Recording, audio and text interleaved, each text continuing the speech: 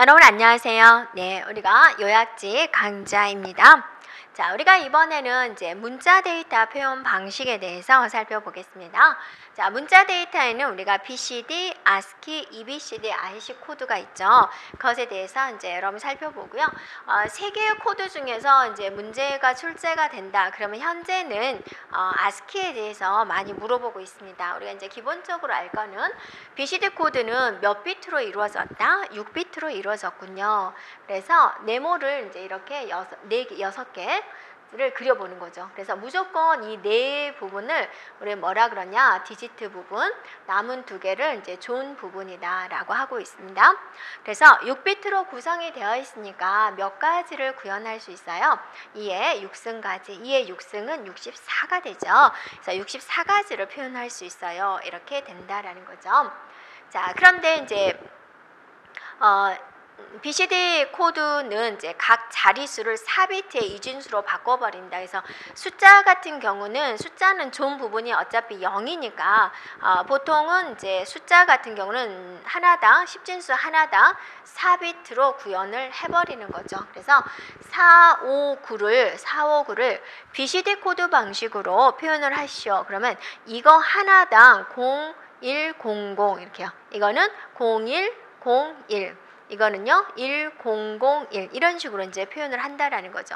이진수 체계가 아니라 각 자리 하나당 이렇게 4비트로 표현하는 방식이다라고 이제 여러분 헷갈리지 않으면 되겠습니다. 근데 이 BCD 코드는 워낙 6가지 6비트고 이에 6승 64가지밖에 표현을 못하기 때문에 이 세상에 있는 모든 문자를 다 표현하기는 좀 힘들었어요. 그래서 영어 소문자만 해도 26개, 영어 대문자만 해도 26개, 거기다가 키보드에 있는 특수 문자들, 그다음에 숫자들 이런 걸 다 표현하기는 힘들었던 거죠. 그래서 뭐는 하나 좀 버렸어야 돼요. 그러니까 거기서 얘는 영어 소문자를 버렸어요. 그래서 영어 소문자는 표현이 안 돼요. BCD 코드가. 그래서 이제 조금 또 연구를 했겠죠. 그래서 나온 게 뭐가 있냐면 이제 ASCII 코드가 있습니다. ASCII는 이제 미국에서 만든 코드고 6비트보다는 한 단계 발전을 시켜서 이제 7비트로 구현을 하는 거죠. 7비트니까 2의 7승 즉 128가지를 이제 표현할 수 있다가 되는 겁니다. 그래서 7개의 네모를 한번 그려볼까요? 이렇게 4개를 그려서 무조건 여기 있는 4비트를 뭐라 그래요? 네, 디지트 부분이다. 앞에 있는 3개를 뭐라고 그래요? 네, 존 부분이다 라고 이야기를 하게 되는 거죠. 그리고 이제 ASCII 코드는 이제 통신의 표준이 됩니다. 통신을 할 때 ASCII 코드 방식으로 우리가 이제 보내고 있습니다. 그래서 이제 여기까지 이제 기본적으로 이렇게 알아주면 되는데 문제가 이제 조금 어렵게 나온다면 ASCII 코드의 표현법을 이제 물어보는 경우가 있습니다. ASCII 코드에 있어서 이제 존 부분이죠. 이게 어떻게 돼 있다 그랬어요? ASCII가 이렇게 있으면 뒤에 있는 거는 우리가 디지트 부분이다라고 그랬고 디지트 부분이다라고 그랬고 앞에 있는 3개를 우리는 이제 존 부분이다라고 그랬죠. 그래서 대문자 A를 ASCII 방식으로 표현하세요라고 한다면 자 1000001 이렇게 표현한다 그러죠. 존이 100으로 해서 얘기한다. 그럼 B는 뭐죠? 100에 0010 C는 뭐죠? 100에 0011 이런 식으로 이제 표현해 가는 방식이 됩니다. 그래서 A를 우리가 알고 있으면 나머지는 다 되죠. 뭐 어디서 끊어질지를 모르니까 P도 알고 있으면 되죠. P는 101에 0000이다. 소문자 A, 대문자 P. 소문자 P. 자, 대문자 AP, 소문자 AP에 대한 표기법을 우리가 알고 있으면 나머지는 우리가 다 조금 고생하면 값을 알 수가 있어요. 그래서 대문자 P는 어떻게 되죠? 101에 0000이다. 소문자 A는 110에 0001이다. 소문자 P는 111에 0000이다. 이렇게 이제 조금 알고 있으면 될 것 같아요.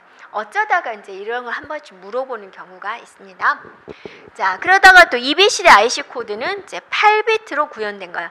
존이 4개, 디지트가 4개, 총 8비트로 구성된 거고, ASCII 코드가 어디에 주로 활용된다라고 그랬어요? 통신에 활용이 된다라고 그랬죠. EBCD IC 코드는 어디에 활용이 되냐면 이제 대형 컴퓨터에서 주로 활용이 되고 있습니다. 8비트니까 2의 8승 256가지를 표현할 수가 있습니다. 자, EBCD IC 코드는 이제 소문자 A를 어떻게 표현을 할까? 자, 얘는 8비트니까 어때요? 존이 몇 개가 되고 디지트가 몇 개가 돼요? 자, 여기가 디지트 부분이죠. 그래서 존이 4개예요. 그래서 얘가 존이 되는 거예요. 1000의 소문자 A는 0001로 표현을 하는 거죠. 그 다음에 J에서 끊어져요. 그래서 J는 어쩌냐? 1001에 J가 0001이다. 이렇게 표현을 한다라는 거죠. 자, 대문자 A, 소문자 S에서 끊어지군요. 소문자 S는 어떻게 되죠? 1010에 0010이다. 이렇게 정해져 있어요. A, J, S. 그래서 기억해 주면 돼요. 이렇게요. 그래서 이제 뭔가 출제자분들도 지금까지 나온 문제하고는 다르게 좀 특이한 문제를 좀 고르고 있거든요. 그래서 이제 어쩌다 한 번씩 ASCII 코드를 이렇게 물어보는 경우가 있고요. EBCD IC 코드에서 이제 표현법을 물어보는 경우도 있습니다. 자, 그 다음에 이제 EBCD IC 코드 이제 대형 기준 사용되는 거 했고, 한글 코드를 보면은요. 자, 한글 코드는 조합형이 있고 완성형이 있어요. 조합형은 우리가 초성, 중성, 종성을 조합해서 만드는 거죠. 그러니까 우리가 하드디스크에 뭐 이걸 저장해 놓을 필요가 없이 그냥 자음과 모음이 있으면 다 만들 수 있는 게 조합형이 된다라는 거고, 완성형은 이제 한자처럼 사전에 등록된 단어만 쓸 수 있어요. 완전히 완제품으로 있는 거죠. 그걸 우리가 끌어다가 쓰는 거죠. 우리가 닭이라는 글자를 쓴다. 그럼 닭이라는 글자가 사전에 있어야지 쓸 수 있는 거고, 없으면 못 쓰는 거다라는 겁니다. 그래서 완성형은 어때요? 저장해놨다 이렇게 써야 되기 때문에 용량하고 관련이 있는 거죠. 네, 그러다가 이제 유니코드를 우리가 이제 기억을 해주면 돼요. 이렇게 유니코드는 기억을 하세요. 네, 유니코드 하면은 이제 우리나라에 세계적으로 얼마나 많은 언어들이 존재합니까? 그 표기법도 정말 다양하잖아요. 그래서 유니코드는 모든 것을 다 2바이트 표현을 해봐요. 우리가 일반적으로 지금까지는 어때요? 한글, 네, 또 한자, 이것들은 글자 한자를 표현하는 데 있어서 몇 바이트 차지했어요? 2바이트 차지했죠. 그리고 이제 영어다, 숫자다 라는 것은 몇 바이트 차지했어요? 1바이트를 차지했잖아요. 그런데 유니코드는 무조건 다 2바이트를 표현을 해버리는 거예요.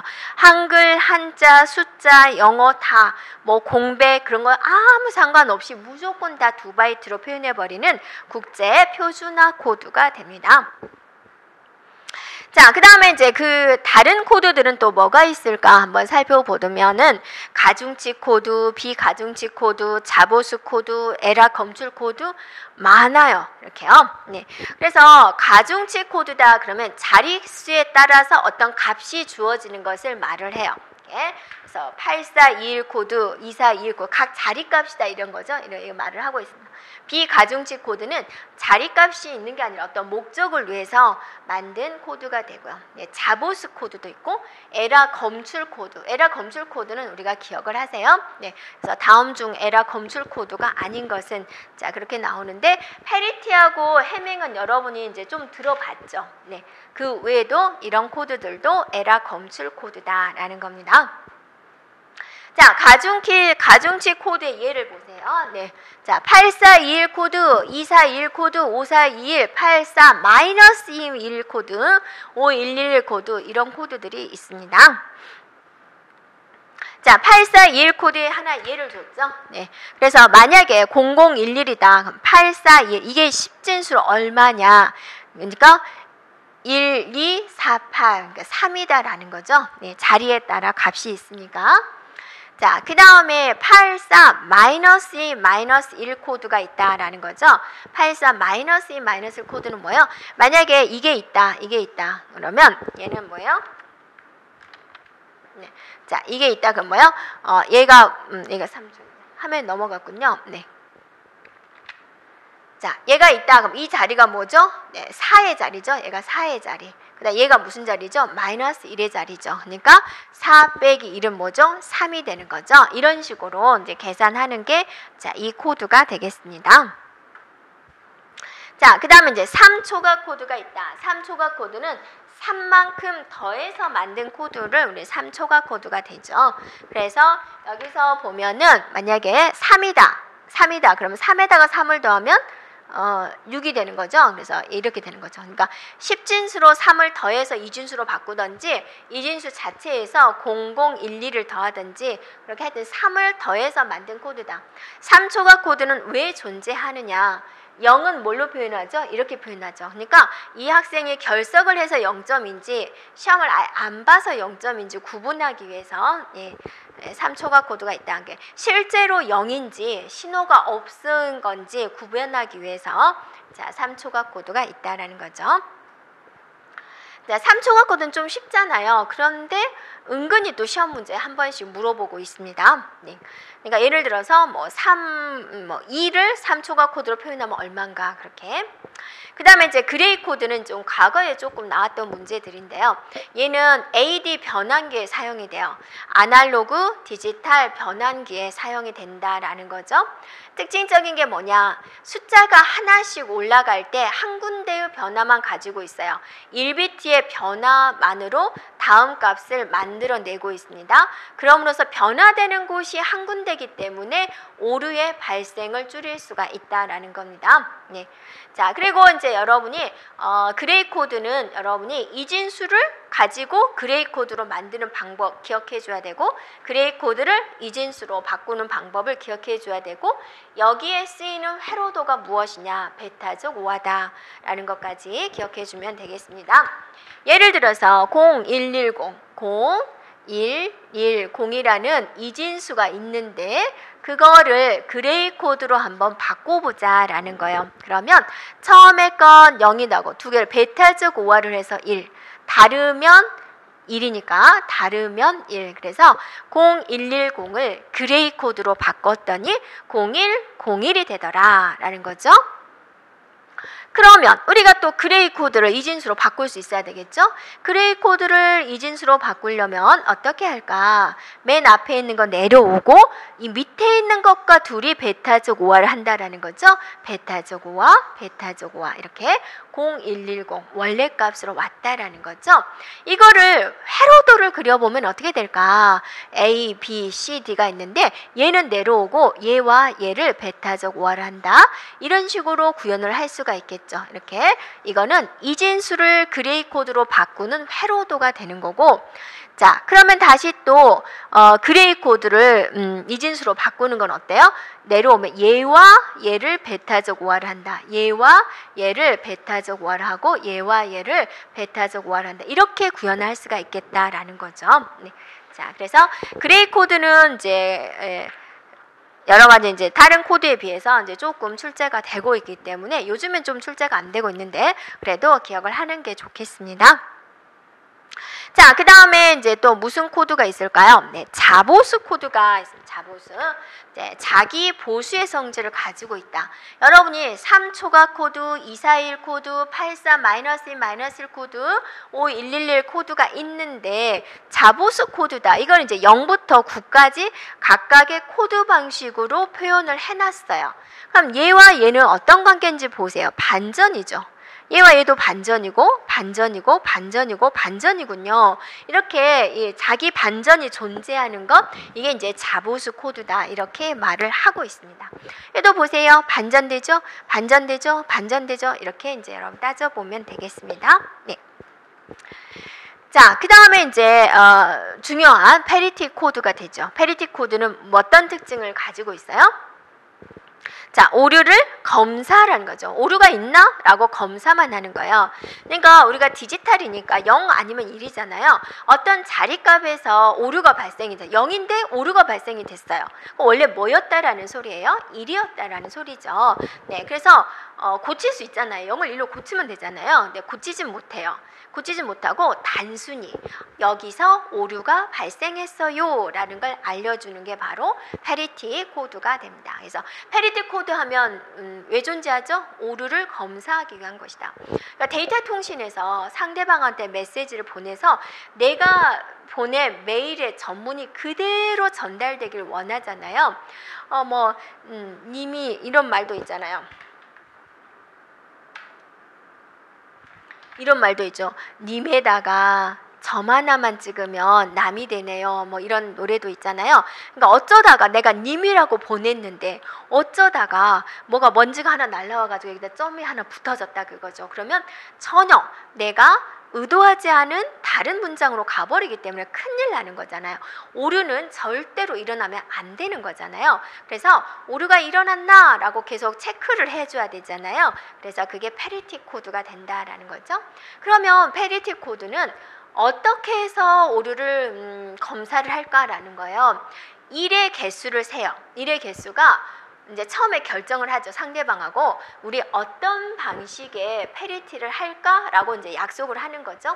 그랬더니 이제 우리 홀수 방식으로 하자, 짝수 방식으로 하자라고 하는 건데 아무 말도 안 하면 그냥 짝수 방식이에요. 일반적으로 짝수 방식을 많이 사용하고 있습니다. 그래서 짝수 방식은 무조건 내가 보내는 데이터를 패리티 비트 포함시켜서 짝수, 1의 개수가 짝수개가 되어야 됩니다. 글자 맞나요? 짝수개가 되어야 된다라는 게 짝수 패리티 방식이에요. 그래서 예를 들어서 101011이라는 걸 내가 보내고자 해요. 그럼 여기다가 패리티 방을 하나 만들어서 이렇게 보내는 거죠. 그럼 1의 개수 짝수 방식으로 하자 그랬어요. 1, 2, 3, 4, 5, 6. 얘가 1이 돼야 되죠. 그럼 패리티에다 뭘 집어넣어요? 1을 집어넣어요. 그래서 총 1의 개수를 이제 짝수개로 만들어서 보내는 방식을 말을 합니다. 자, 병렬 패리티입니다. 병렬 패리티. 자, 이 가로의 개수도 짝수, 세로의 개수도 짝수개가 되어야 된다. 위반되는 것이 있네요. 자, 바로 찾겠습니다. 하나, 둘, 셋, 넷, 다섯, 오. 여기가 오류네요. 1의 개수 짝수개로 보내기로 했는데, 자, 그 다음에 여기 볼까요? 짝수. 다 짝수해야 되는데요. 네. 자, 그랬더니 여기 봤더니 1의 개수가 어때요? 딱 걸렸어 해가지고 1의 개수가 3개군요. 그죠? 틀렸죠? 그래서 얘와 얘가 겹치는 여기가 오류가 발생이 됐어요. 이런 식으로 이제 발견할 수 있다라는 겁니다. 자, 그래서 이제 또 인간들이 또 연구를 하겠죠. 왜 오류를 찾기만 하지? 좀 고칠 수 없을까 해서 만든 게 바로 해밍 코드가 돼요. 해밍 코드는 여러분이 반드시 할 줄 알아야 됩니다. 기억해야 됩니다. 해밍 코드 중요하죠. 그래서 이제 좀 어렵죠. 어려우니까 중요하다 하겠고요. 네, 해밍 코드 하면은 일단 기본적으로 자 이제 이론서 강의라고 해서 말이 점점 빨라지는데요. 천천히 해야 되는데 또박또박 말을 해야 되는데 자 오류 검출도 가능하고 교정도 가능한 코드가 뭐다? 해밍 코드다라는 겁니다. 그래서 얘는 자릿수가 중요해요. 그래서 딱 패리티가 한 군데 들어가지 않고요. 몇 군데 들어가요. 이렇게. 그래서 원본 값에다가 어디에 패리티가 들어가야 되냐 그걸 정해놨어요. 어디 들어가냐? 2의 배수승에 들어가. 2의 지수승에 들어가요. 2의 지수승은 뭐예요? 2의 지수승 말해보세요. 2의 0승, 2의 1승, 2의 2승, 2의 3승 이런 데에는 데이터가 들어간 게 아니라 뭐가 들어간다? 패리티가 들어간다. 2의 0승은 1이죠. 그래서 여기 패리티 1번. 2번 패리티. 그 다음에 4번 패리티. 그 다음에 어때요? 8번 패리티. 2에 또 4승도 있겠죠? 16은 패리티. 이 자리에는 패리티가 들어간다라는 거죠. 그래서 만약에 내가 1010이라는 데이터를 보낸다. 그럼 데이터 어디 들어가요? 1010 이런 식으로 이제 들어가게 된다라는 거죠. 그러면 패리티가 이제 여러 군데 들어가는 게 이제 해밍이다라고 했죠. 그러면 이제 패리티마다 자기의 본인의 담당 구역이 있어요. 패리티 1은 어디가 담당이냐? 1이잖아요. 1, 3, 5, 7 이런 내가 담당이에요. 그죠? 자, 패리티 2는 2번부터 시작하잖아요. 2번부터 2개. 2개 건너뛰고 또 2개. 그죠? 2, 3, 2개 건너뛰고 2개. 또 2개 건너뛰고 이런 식으로 담당하는 것을 말을 해요. 패리티 3은요. 패리티 3은 어때요? 4번부터 출발했죠. 4, 5, 6, 7 4개. 또 4개 건너뛰고 4개 건너뛰고 또 4개 12, 13, 14, 15 이런 식으로 담당을 하는 것을 말해요. 또 페리티 4는 어때? 8개 이 자리에서 8개 또 8개 건너뛰고 8개 이거를 담당을 하고 있습니다.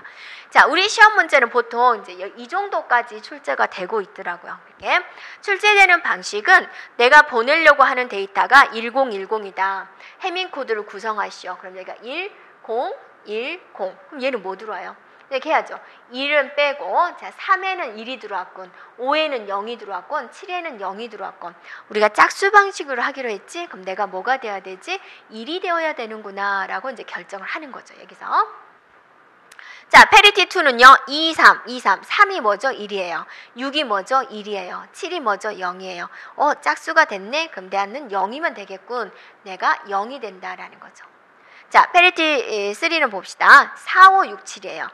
5번이 뭐지? 0. 6이 뭐지? 1. 7이 뭐지? 0.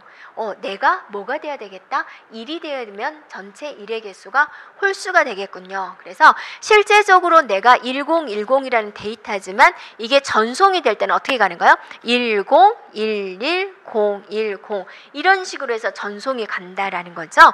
네, 이게 바로 이제 해밍 코드 방식이 됩니다. 그래서 해밍 코드는 얘가 페리티 자리를 여러분이 알아줘야 되고 각각 담당 구역을 알고 있어야 돼요. 그걸 모르면 해결이 안 되는 거죠. 네.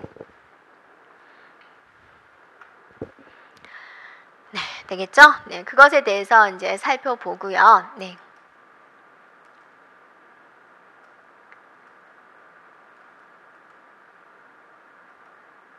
자, 그 다음에 이제 오류를 검사하는 것 종류 중에 보면 순환 잉여 검사도 있고 블럭학 검사도 있고 순방향 오류 수정 이런 것들도 있다라는 겁니다.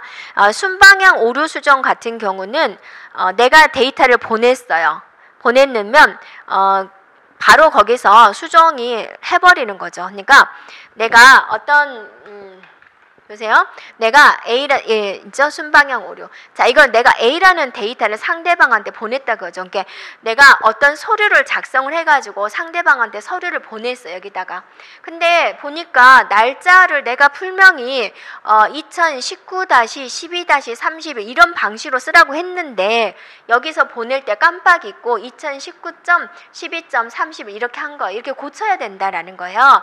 그러면 이 서류를 받은 사람이 좋은 사람이면 어때요? 자기가 그냥 고쳐요. 별거 아니잖아요. 자기가 고쳐서 그냥 해버려요. 근데 좀 꼬장꼬장한 사람들은 어때요? 서류를 반송시켜버리죠. 너 왜 이렇게 했어? 이렇게 고치라고 했잖아. 다시 보내 해가지고 너가 고쳐서 다시 보내 이렇게 보내는 게 있을잖아요. 순방향 오류 수정은 좋은 사람이에요. 그냥 자기가 고쳐요. 별거 아니니까 자기가 그냥 스스로 고쳐버리는 거예요. 자, 오류가 발생을 했어요. 그냥 그 자리에서 수정을 해버려요. 그냥 수신 측에서 오류 수정을 해버린다라는 거예요. 이렇게. 그런데 이제 꼬장꼬장한 사람도 있어요. 너가 직접 고쳐서 다시 보내네. 그런 경우는 또 다른 오류 검사 방식이 된다라는 거죠. 네, 그래서 순방향 오류 수정은 여러분이 이제 객관식 문제의 그 내용으로 잠깐씩 나오기 때문에 기억을 해주면 되세요. 자, 되겠나요? 자, 이번에는 이제 중앙처리 장치에 대해서 살펴보겠습니다. 중앙처리 장치는 여러분이 어떻게 구성이 되어 있나요? 중앙처리 장치 하면 컴퓨터 쪽에서 가장 중요한, 가장 핵심이 되는 그런 부분이다라고 하고 센트럴 프로세싱 유닛이다라고 해서 중앙처리 장치가 되는 거고, 물론 이 속에는 많은 것들이 존재하지만 핵심적으로 존재한 것 3가지를 말하시오. 그러면 연산, 제어, 레지스터, 네, 이렇게 이야기를 해요. 네, CPU에서 2개만 골라. 중요한 거 2개만 골라. 그러면 연산 제어. 3개만 골라. 연산 제어 레지스터. 4개 골라. 그럼 뭐 고르래요? 버스. 네, 이런 식으로 이야기를 해요. 이렇게요. 그죠? 그러니까 여기에 중앙처리 장치는 연산 제어 레지스터 딱 그거 외에는 없어가 아니다 그거죠. 중요한 것만 여기 이제 리스트로 이제 나열을 해놓은 경우입니다. 네.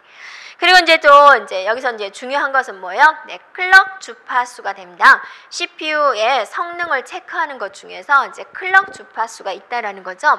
그래서 1초에 몇 번에 이렇게 들어오느냐라는 거죠. 이거 한번 들어올 때만 명령어를 수행할 수 있어요. 그럼 내가 1초에 100만 번의 명령어를 수행하고 싶다라는 거예요. 네, 그러면 일단 많이 들어오고 봐야죠. 얘가 이거 하고 1초에 들어오고 나왔다 이거 하고 A하고 B하고 어떤 게 더 성능이 좋은 거예요? 이거죠. 얘는 어때요? 이때만 명령어를 실행을 해야 되니까 좀 그렇죠? 네, 그죠? 네, 그래서 얼마나 많은 이제 클럭이 이루어지는지라는 걸 우리가 단위상으로 헬츠다라고 이야기를 합니다. 네, 그래서 그다음에 이제 제어 장치를 보겠습니다. 제어 장치. 자, 이 제어 장치에는 이제 뭐 순서를 제어한다든지 모든 걸 관리하는 게 들어가죠. 나 자신을 제어한다는 게 굉장히 힘들죠. 여러분 오늘도 아침에 일찍 새벽같이 일어났을 거 아니에요. 또 직장 다니는 사람들은 또 전철 속에서 공부할 내용도 챙기고 그런 걸 했겠죠. 근데 그냥 1시간 공부하고 출근할 예정이었는데 1시간 공부하는 거 싫어. 그냥 갈래 이렇게 하는 내 자신을 유혹하는 그런 것들을 뿌리치고 난 반드시 5시에 일어나야 돼. 그 자신을 제어하는 게 굉장히 힘들잖아요. 그래서 제어장치는 모든 것을 통제하고 관리하는 것을 제어장치라고 하고 용어상으로 우리는 씌우다라고 합니다. 컨트롤한다라는 거죠. 그래서 여기에 들어가는 게 대표적으로 뭐가 있어요? PC, 프로그램 카운터. CPU가 다음에 무슨 일을 해야 될까라는 걸 기억하고 있는 거죠. 그걸 이제 주소에다 넣어놨으니까 다음에 수행될 명령어의 주소를 가리키는 거죠. 몇 번째 가면 너가 다음에 뭘 해야 될지가 나와 있어. 그 명령어를 수행해 라는 거고, 현재 CPU가 뭐 하고 있는지 감시하고 있는 내용, 그죠? CPU가 지금 현재 뭐 하고 있나? 그게 뭐예요? 명령 리스트에 들어있는 거죠. IR이다 라고 합니다. 자, 두 개는 가장 중요하고 기본적인 거니까 기억을 해주면 되고요. 또 해독기, 부호기, 해독하는 거, 그 다음에 또 부호화시키는 것이 있다라는 거. 자, 연산장치입니다. 연산장치는 우리가 이제 용어상으로 뭐라 그래요? ALU라 그런다. 아리스메틱, 산술, 그 다음에 L, 로진, 논리, 유닛, 장치다라는 거죠. 그래서 연산을 하는 거예요. 연산. 컴퓨터를 제일 먼저 만든 목적이 어디에 있었어요? 계산하기 위해서 만들었죠. 그래서 연산하는 거예요. 그래서 덧셈기, 뺄셈기 이런 것들이, 뺄셈기는 없죠. 네, 보수 처리하기 위해서 이제 이렇게 있는데, 가산기하고 여러분 가산기는 다 알고 있으니까 우리는 누산기를 기억을 하세요. ACC. 이제 연산의 결과만 일시적으로 기억하는 것을 우리는 누산기라고 하는 거죠. 그러니까 예를 들어서 자, 더해 100 그랬어요. 100. 더해 100. 그래서 100을 더해 라고 했어요. 그럼 여러분이 답답하죠. 사장님이 여러분한테 자, 100 더해 라고 했어요. 그럼 여러분 어떻게 할 거예요? 머릿속으로 생각하죠. 뭐하고 100을 더하라는 소리야? 100을 더해서 결과 줘. 이런 느냐고. 뭐하고 100을 더해서 결과를 주는 거지? 고민이 되겠잖아요. 뭐하고 더하라는 거예요? 누산기랑 더하세요 라는 거죠. 누산기에 있는 것과 100을 더해가지고 다시 누산기에 저장해 라는 뜻이 된다라는 거죠. 그러니까 우리가 뭐같이 말하면 뭐처럼 알아먹어야 된다라는 말이 있죠. 네, 자 그렇게 생각해 주면 돼요. 자, 누산기 기억해 주면 되고요. 그 다음에 이제 레지스터 중에서 DR이라고 있어요. 데이터, 모든 데이터를 기억하는 레지스터. 그 다음에 상태 레지스터가 있습니다. 그래서 PSR이라고 있네요. 네, 자, 어떤 상태인지 기억하는 레지스터 이런 것들도 있다라는 거죠. 그 외에도 레지스터는 이제 많이 있죠. 레지스터 자체가 CPU에 존재하는 임시 기억 장치잖아요. 레지스터는 우리가 앞에서 배웠죠. 뭐로 구성이 되어 있다? 플립플롭으로 구성이 되어 있다. 그 다음에 기억장치, 많은 기억장치가 있지만 기억장치들 중에서는 그래도 속도가 가장 빠른 것이다 라는 거죠. PC, IR 기억해주고 또 우리가 기억해줘야 될 게 MAR과 MBR을 또 구분을 해줘야지 되는 거죠. MAR은 주소를 기억하는 거, MBR은 데이터를 기억하는 거. 100번지에 200이 들어있다. 얘는 뭐죠? 번지예요. 그러니까 얘고. 얘는 데이터죠. 데이터도 될 수도 있고 주소도 될 수도 있지만 하여튼 여기 상에서는 얘를 여기에다가 넣어서 가져오게 된다라는 겁니다. 됐죠? 자, 그런 레지스터들이 있군요 라는 거 이제 살펴봐 주면 되고요. 그 다음에 이제 또 뭐가 있냐면 우리가 또 버스 지나다니는 길이다라는 거죠. 그래서 여기가 CPU다. 그럼 CPU 속에 뭐가 있다 그랬어요? 기억장치도 있고 제어장치도 있고 이때 그죠? 다니는 길이 있어야 될 거냐. 네, 연산 제어죠. 네. 자, 연산장치, 제어장 이렇게 막 얼마나 많은 길이 있겠습니까? 이 길들을 뭐라 그런다? 버스라고 그런다. 그래서 버스는 뭐를 실어 다니냐에 따라서 우리가 도로에 대해서 어떠세요? 버스가 다니는 길, 자전거가 다니는 길, 사람들이 다니는 길, 자동차가 다니는 길 그렇게 좀 세분화되어 있잖아요. 버스, 주소가 다니는 길을 주소버스, 데이터가 다니는 길을 데이터버스, 여러 가지 신호가 다니는 길을 제어버스라 그래요. 뭐 인터럽트 신호가 전달된다. 예를 들면 그런 것들을 제어버스다라고 합니다. 그래서 버스의 종류 3가지도 기억을 해주면 돼요. 그래서 버스의 종류 쉽잖아요. 주소, 데이터, 제어버스 3개를 쉬운데 이게 이제 종류가 3개다 보니까 또 은근히 한 번씩 출제가 되고 있습니다. 그렇게 기억해 주면 되겠습니다. 자, 여기까지 하도록 하겠습니다. 여러분 수고하셨습니다.